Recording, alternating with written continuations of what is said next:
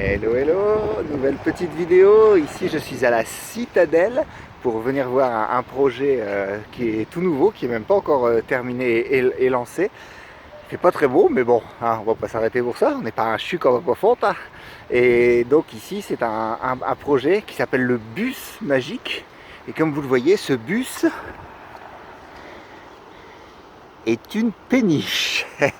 Ça s'appelle donc le bus magique. C'est juste à l'entrée de la citadelle. Là, on voit le Cita Park, c'est l'entrée, le monument aux pigeons, la citadelle de Lille. Et voilà, il y a une nouvelle péniche qui est en train d'être restaurée pour pouvoir devenir un bar associatif. Et là, on vient rencontrer Julie et Julien, les porteurs de projet. Donc, je rentre dans la péniche. Je fais attention parce que c'est un chantier. Je ne veux pas me retrouver à l'eau. Regardez cette belle péniche. Hop, regardez-moi tout ça. Voilà, et là on voit bien que c'est un chantier. Allez, je descends, je fais attention de ne pas tomber. Hello. Hello. Salut. Ça va? Alors attendez, je fais en sorte de ne pas me faire un accident. Ça va? Ça va et toi? Salut, ça va bien? Salut. Alors, voilà, donc vous avez Julie et Julien dans la cale, ils sont punis. Voilà. Voilà, donc c'est les porteurs de projet du bus magique. Donc là, on voit bien, vous êtes en chantier, c'est ça? Exactement.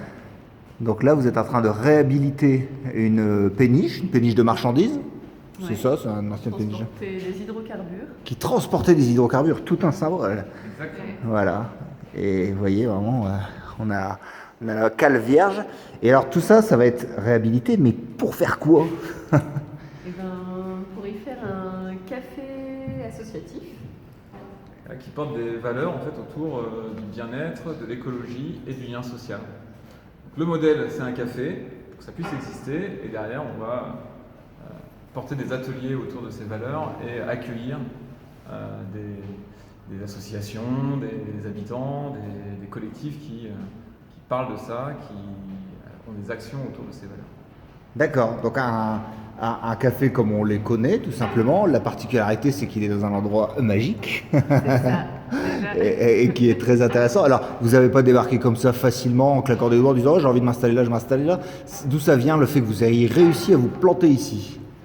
C'est un sacré parcours. Il a fallu d'abord déposer un dossier auprès des Voies navigables de France et de la mairie de Lille pour obtenir un emplacement de péniche à la Citadelle. Parce que notre souhait était vraiment d'être à la Citadelle. Et pour ça, à part une péniche, il n'y a pas tellement d'options. Donc voilà, une fois ça en poche, et c'était pas un petit obstacle, il a fallu, voilà, c'est l'achat de la péniche, la rénovation, voilà, et la transformer en un lieu de vie qui parle aux habitants de la ville de Lille et particulièrement aux habitants du quartier Vauban-Yquem. Donc c'est tout un programme. Ouais, et puis cette péniche, là, vous la voyez aujourd'hui avec une cale vierge, mais quand on l'a eue, elle n'était pas si vierge que ça. C'est-à-dire qu'en fait, il faut imaginer qu'il y avait des cloisons qui séparaient la cale en 6 compartiments, qui permettaient d'éviter que les hydrocarbures basculent d'un côté et de l'autre de la péniche. Ah oui, avec des doubles pots et tout. Voilà, et puis du coup, en fait, elle était aussi en acier brut. Donc en fait, là, vous la voyez rouge, mais elle était marron, rouille. Et donc il a fallu faire découper les cloisons et gratter l'ensemble de la coque de la péniche pour enlever toute la rouille et lui appliquer cette jolie peinture rouge anti-rouille qui maintenant permet de pouvoir l'aménager en toute tranquillité en étant sûr que ça ne va pas continuer à rouiller. D'accord. Et donc là, on aura un bar associatif, donc qui a comme particularité de devoir être adhérent, c'est ça, pour pouvoir venir. Vous allez aussi faire de la restauration? On va aussi proposer de la petite restauration avec des produits locaux et de saison. Ouais. C'est la restauration, c'est un petit peu aussi ce qui nous a rejoint dans la discussion au départ, mis à part le rêve de la péniche qui est un rêve dont on avait également en commun, Julie et moi, même si Julie avait démarré l'aventure quelques mois avant que je la rejoigne. Et donc la restauration, c'est vraiment quelque chose aussi qui nous anime. On a envie de faire en fait une proposition de nourriture saine, qui soit ludique, qui soit agréable et qui soit une restauration un peu inventive, tout en étant sur un mode de petite restauration. On n'est pas dans l'objectif d'être un grand restaurant. Dans l'idée, c'est vraiment se faire plaisir et pouvoir manger sainement au Bus Magique le midi. Donc un bar plutôt joyeux, surtout avec beaucoup de valeur sur ce que vous faites. Et vous n'allez pas faire que bar, que restauration. Alors qu'est-ce qu'il va y avoir d'autre justement autour des autres valeurs dont vous avez parlé, de l'environnement notamment et du bien-être? Non, en fait, chaque midi, il va y avoir des ateliers bien-être, méditation, relaxation, sophrologie qui vont avec le repas. C'est-à-dire que la particularité à bord du Bus Magique, c'est que quand on achète un plat, on peut bénéficier de l'atelier bien-être qui a lieu juste avant. On va aussi proposer, on va bientôt construire une serre d'aquaponie sur le pont de la Péniche, donc un potager urbain collectif participatif. L'idée, c'est aussi de permettre aux Lillois de voir qu'on peut cultiver en ville. Là, on a envie de mettre à profit aussi les poissons, dans l'idée de montrer les poissons qu'il y a dans les eaux de notre région, etc. C'est un outil pédagogique fort et un outil aussi qui rassemble et qui permet de créer du lien social, en plus de ce que crée déjà le lieu de vie que va être le Bus Magique. Oui, dans le Bus Magique, il y aura aussi la volonté effectivement d'amener une proposition culturelle foisonnante autour d'expositions photos, de petits concerts, de représentations théâtrales, mais avec dans l'idée en fait de permettre vraiment aux gens du quartier ou aux Lillois d'avoir une proposition qui soit assez simple et assez vivante. On n'est pas une salle de spectacle, on est vraiment dans l'idée d'un lieu qui soit modulable et modulaire en fait, avec des éléments modulables pour que tout puisse exister. Alors c'est énorme en fait comme idée, ça part un peu dans tous les sens. Il faut savoir aussi qu'en fait le Bus Magique ne s'est pas construit qu'avec Julie et moi, il se construit aussi avec des bénévoles qui œuvrent depuis maintenant plus d'1 an sur l'aventure.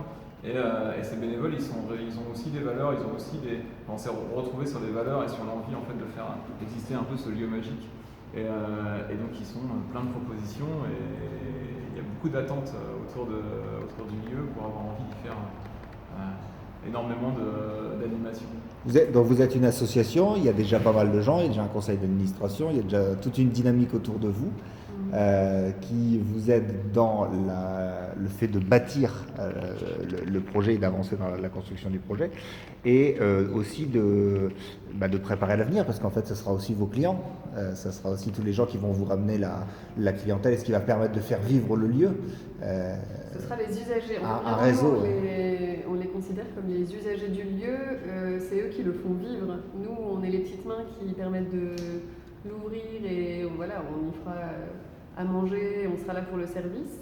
Mais après, ce sont vraiment les habitants du quartier et de la ville et les usagers qui feront vivre ce lieu et qui vont l'animer. Il y a une chose sur laquelle on n'a pas insisté, mais on souhaite vraiment que le Bus Magique soit un lieu qui permette de créer du lien entre les générations. Donc on ne souhaite pas avoir des programmations dédiées à des classes d'âge.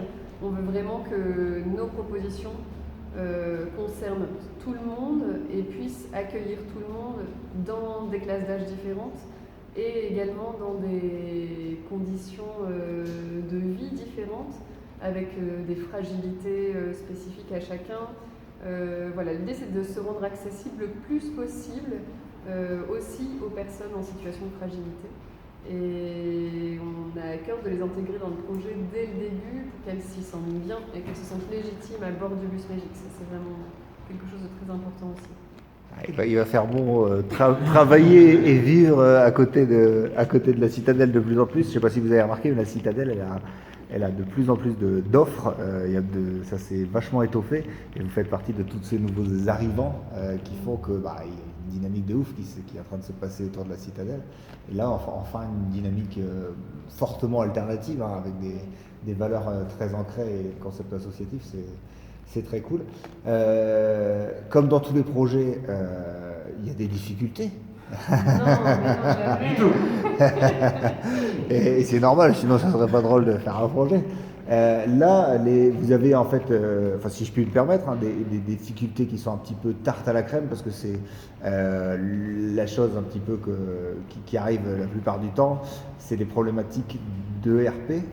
établissement recevant du public, qui fait que vous avez reçu les personnes habilitées pour juger vos installations, et elles vous ont fait faire des modifications, des grosses modifications. Au fur et à mesure, en fait, c'est que les modifications sont arrivées au compte-gouttes pendant un an, de par notre bureau de contrôle sécurité et le bureau de contrôle fluvial, parce qu'on a la chance de dépendre des deux législations, Cool. qui elles-mêmes ne s'entendent pas souvent. Donc voilà, c'est tout un poème et une sacrée aventure, mais oui, du coup, on a un dépassement du budget initialement prévu qui est assez important.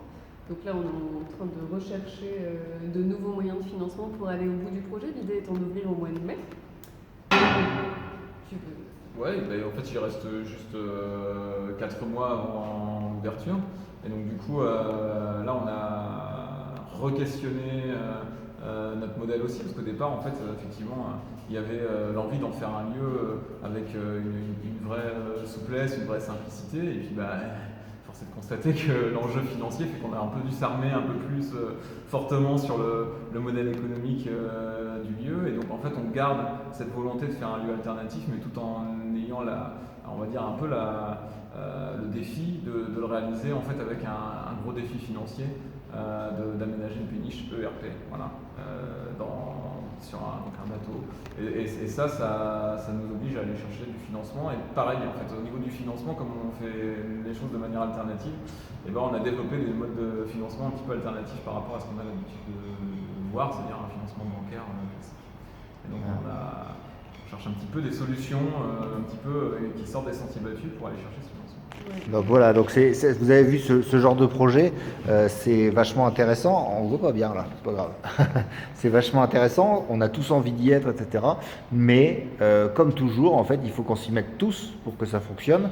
Et il faut réussir à apporter des dynamiques. En tout cas, moi, c'est ce que je souhaite, c'est que effectivement, si vous regardez que ce projet vous parle, si vous voulez que ça aboutisse, que vous avez des idées, des propositions financières évidemment, mais il y a d'autres formes, des propositions de garantie bancaire aussi. Ouais, c'est des choses qui sont possibles. Aujourd'hui, c'est ça, on va effectivement aller chercher du mécénat, mais on va aussi proposer du prêt privé, un taux solidaire de 1,5. On cherche aussi des garants de prêt, parce que les banques en gros sont prêtes à nous suivre, mais pas sur la totalité de ce dont on a besoin et ne peuvent pas garantir l'ensemble des prêts. Enfin voilà, il y a quelques complexités comme ça. Ce qu'on fait aussi, c'est la prévente solidaire aux entreprises, mais même aux particuliers. Ça peut se décliner aussi aux particuliers. Et sur la prévente, on propose aux entreprises de faire bénéficier leurs salariés d'une adhésion annuelle au bus magique qui leur permettra ensuite de venir profiter de la programmation du lieu. De venir profiter du coworking, du cadre, voilà, il y a plein de choses chouettes qu'on peut faire en tant que salarié ou en tant qu'usager. Et l'autre chose qu'on propose, c'est une privatisation de l'espace. Donc quand tout sera aménagé, on aura quand même 120 mètres carrés qui vont pouvoir recevoir 100 personnes en cale et une soixantaine de personnes sur le pont. Et donc on propose de privatiser cet espace une journée et une soirée consécutive ou pas. Pour l'entreprise ou même pour des privés. Associations ou des privés. On peut faire un mariage, on peut faire un anniversaire, voilà, on peut faire. Ça, en fait. D'accord. Donc vous voyez, si vous voulez aider le projet, mais tout en faisant un peu comme du crowdfunding, en consommant par avance, ça s'appelle de la prévente comme tu l'as dit, s'il y a un truc, si ça vous parle, contactez-les, je vais vous mettre le lien, vous allez voir le Facebook et tout ça. Ils vont vous expliquer tout ça, n'est-ce pas? Ouais, on pourra même mettre la plaquette en lien, je pense. Il y a une plaquette explicative. Voilà, donc il y aura tout ce qu'il faut. Et c'est des manières, en fait, tout ça d'aider. Donc si une de ces choses-là vous a parlé, n'hésitez pas à les contacter, parce que ça va être une histoire de colibri. C'est qu'en mettant des petits bouts par-ci, par-là, qui vont permettre à ces messieurs, dames, d'atteindre les besoins dont ils ont pour faire aboutir ce projet en temps et en heure. Et puis nous faire avoir un super lieu, un super lieu magique à la Citadelle, où on va pouvoir faire plein de trucs. Encore une fois, un nouveau lieu qui va, j'espère, devenir une référence, je n'en doute pas. Et grâce à vous. Et donc du coup, traînez pas si vous avez envie effectivement de nous soutenir, parce qu'on a un mois effectivement pour lever ces fonds autour de l'offre, la proposition, soit de prêt privé, soit de pré-réservation.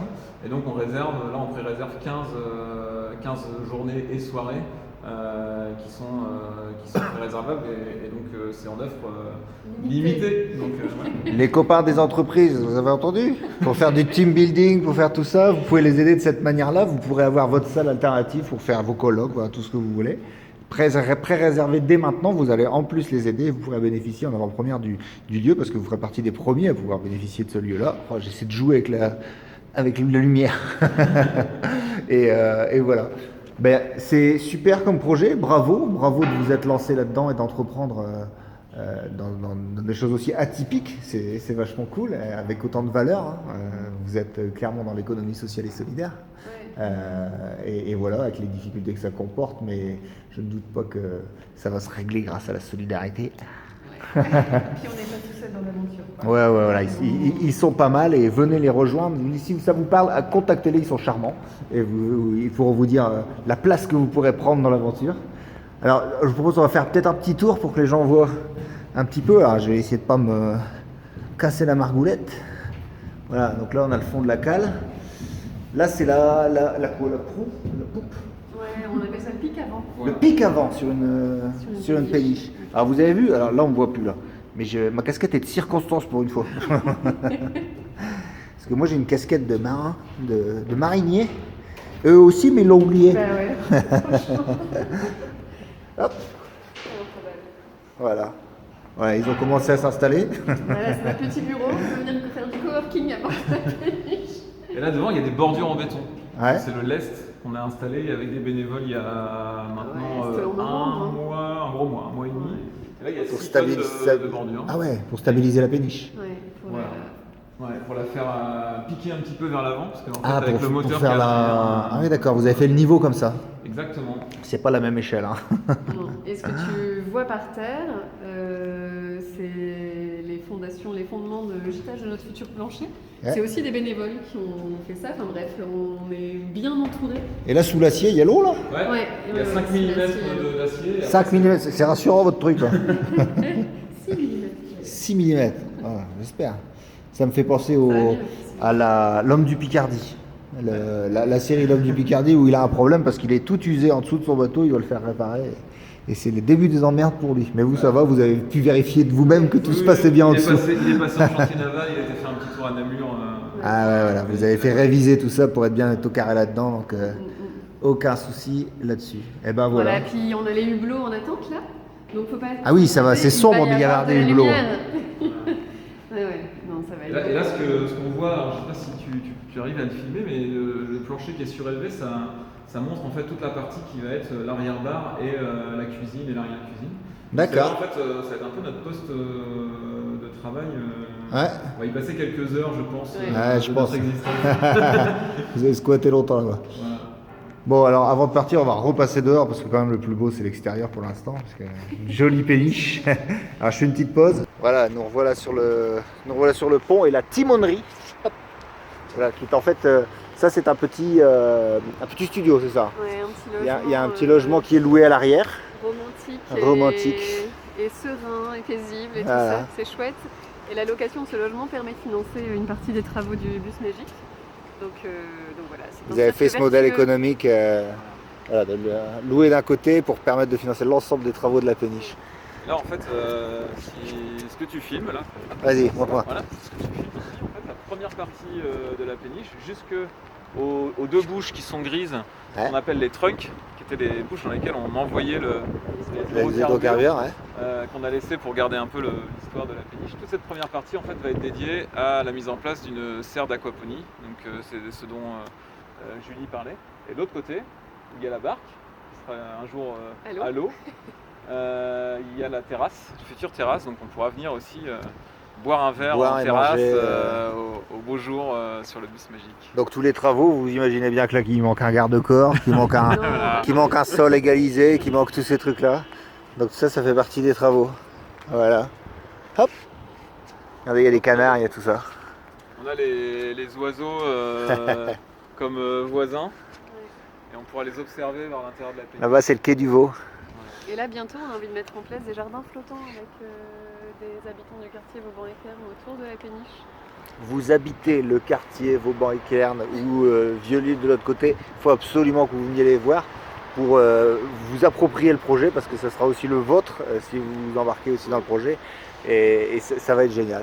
Et ben Julien et Julie, bravo, et à très bientôt, j'espère, pour l'inauguration. Bah ouais. Rendez-vous en mai. Rendez-vous en mai, et avant, pour tout le monde, allez les voir pour les aider, pour qu'ils puissent boucler le budget beaucoup plus vite, de 1000 manières, comme on vient de vous l'expliquer. À bientôt, ciao. Ciao.